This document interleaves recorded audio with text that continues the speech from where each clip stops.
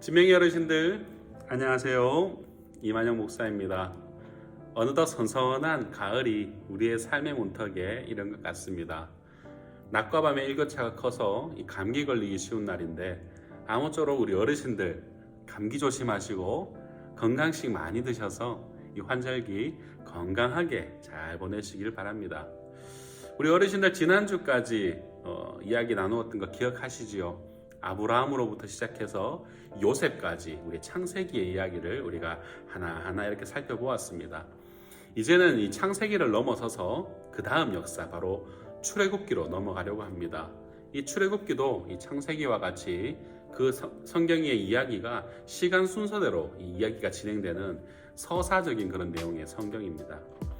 우리가 이야기라고 하면은 언제나 그 이야기에는 주요 인물이 나오고 그리고 때와 장소가 나오지요. 그래서 이 출애굽기의 이야기의 주요 인물은 바로 모세라는 사람입니다. 아마도 우리 어르신들 한 번쯤은 들어보셨을 이름일 겁니다. 오늘부터 해서 몇 해 동안은 이 출애굽기의 모세 이야기를 통해서 우리 하나님의 은혜를 함께 나누고자 합니다. 오늘 함께 보실 말씀은 출애굽기 2장 1절에서 10절 말씀인데요. 제가 읽어드리겠습니다. 레위 가족 중 한 사람이 가서 레위 여자에게 장가들어 그 여자가 임신하여 아들을 낳으니 그가 잘생긴 것을 보고 석 달 동안 그를 숨겼으나 더 숨길 수 없게 되매 그를 위하여 갈대 상자를 가져다가 역청과 나무진을 칠하고 아기를 거기 담아 나일 강가에 갈대 사이에 두고 그의 누이가 어떻게 되는지를 알려고 멀리 섰더니 바로의 딸이 목욕하러 나일 강으로 내려오고 시녀들은 나일 강가를 거닐 때에 그가 갈대 사이에 상자를 보고 시녀를 보내어 가져다가 열고 그 아기를 보니 아기가 우는지라 그가 그를 불쌍히 여기르되 이는 히브리 사람의 아기로다. 그의 누이가 바로의 딸에게 이르되 내가 가서 당신을 위하여 히브리 여인 중에서 유모를 불러다가 이 아기에게 젖을 먹이게 하리이까. 바로의 딸이 그에게 이르되 가라 하매 그 소녀가 가서 그 아기의 어머니를 불러오니 바로의 딸이 그에게 이르되 이 아기를 데려다가 나를 위하여 젖을 먹이라. 내가 그 삭슬 주리라. 여인이 아기를 데려다가 젖을 먹이더니 그 아기가 자라매 바로의 딸에게로 데려가니 그가 그의 아들이 되니라. 그가 그의 이름을 모세라 하여 이르되 이는 내가 그를 물에서 건져내었음이라 하였더라. 아멘. 여러분, 이 시대는 지금으로부터 약 3500년 전에 고대 이집트를 배경으로 한 이야기입니다. 우리가 고대 이집트를 성경에서 명명하기를 애굽이라고 말합니다. 그래서 앞으로 이 애굽이라고 하면은 이집트라고 이해하시면 되겠습니다. 앞선 역사를 조금 살펴보게 되면은 우리가 야곱의 12아들들이 있었죠. 이 야곱의 12아들들과 그의 아내들과 첩 그리고 종들을 합하여 70여 명의 사람들이 이 11번째 아들 바로 요셉의 도움으로 애굽의 고센 땅에 정착을 하게 됩니다. 그 후에 이제 시간이 430년이라는 시간이 흐르게 되는 거예요. 그리고 그들은 번창하게 되고 그곳에서 아브라함을 조상으로 하는 한 혈통의 민족을 이루게 됩니다. 그 민족을 성경에서는 히브리 민족, 히브리인들이라고 이렇게 이야기를 하죠. 그 수는 대략 200만 명으로 추산을 합니다. 그렇게 한 민족의 인구가 많아지니까 자연스럽게 애굽에서는 그들을 견제할 수밖에 없었습니다. 과거 화려했던 요셉, 총리 요셉의 때를 기억하지 못할 만큼 세월은 이미 많이 지났고 요셉의 공을 기억하지 못하는 애굽의 왕들이 이제 세워지면서 그 왕은 이 많아지는 이 히브리 민족을 핍박하기 시작합니다.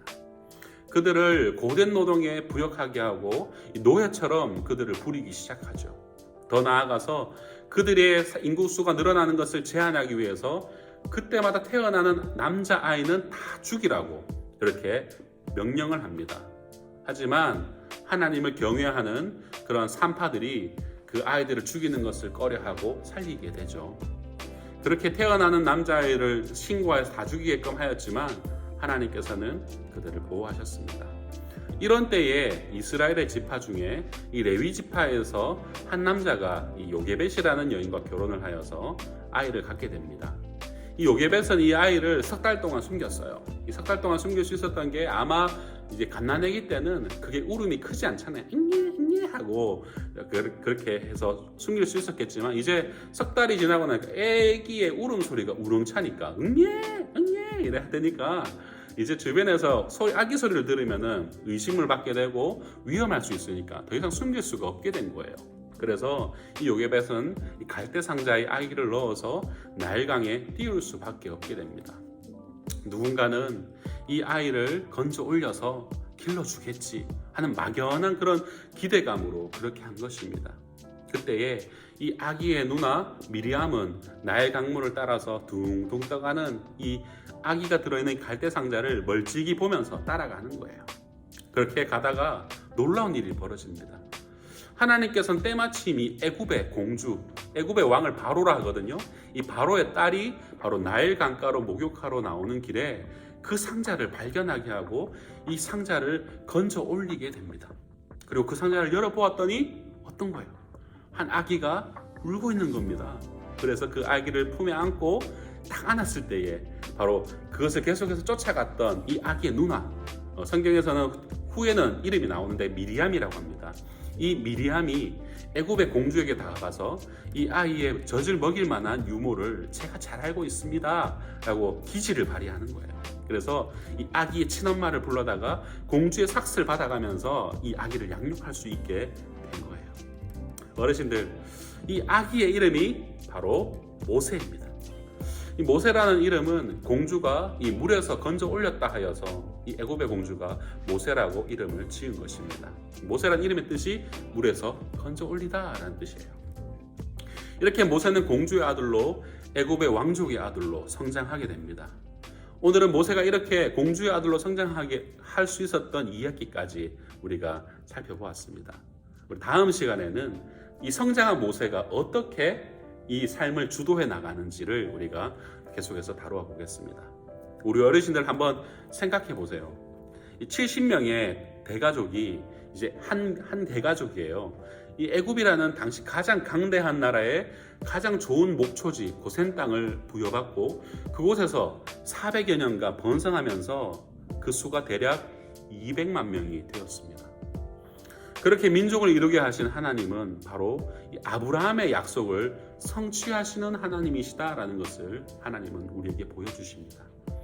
아브라함에게 약속하신 네 자손을 하늘의 별과 같이 이 바다의 모래같이 해주겠다는 그 약속을 이루신 것입니다. 그리고 그 약속의 민족이 하나님을 더욱 잘 믿는 민족으로 세워가시기 위해서 이 애굽에서의 고난과 연단이라는 시간을 주시고 그들을 약속의 백성으로 그렇게 하나님은 빚어 가십니다. 문득 생각하기를 우리는 이 70명에서 200만 명으로의 번성이 이루었으면은 그것으로 됐지라는 생각에 우리가 머물 수도 있습니다. 하지만 하나님은 그 약속의 백성을 통해서 앞으로 그때로부터 1500년의 시간을 통해서 예수 그리스도를 예비하셔서 모든 인류가 그를 믿고 구원받을 수 있는 그 길을 준비하신 것입니다. 하나님의 구원의 계획을 이 성경을 통해서 우리가 보고 있노라면 가슴이 뜨거워지지 않을 수가 없습니다.